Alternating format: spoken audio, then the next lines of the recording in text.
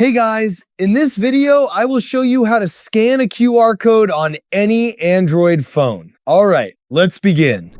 The easiest way to scan a QR code is by using your phone's camera app. Simply open the camera, point it at the QR code, and wait a moment.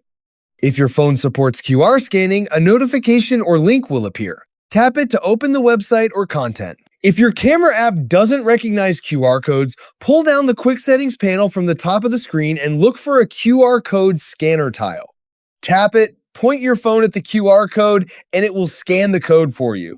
Depending on your device, you can open the detected link or copy it. If your Android phone doesn't include either of these features, install Google Lens from the Google Play Store. Once installed, open Google Lens and point it at the QR code. It will automatically detect the code and display the associated link or information. Simply tap the result to continue.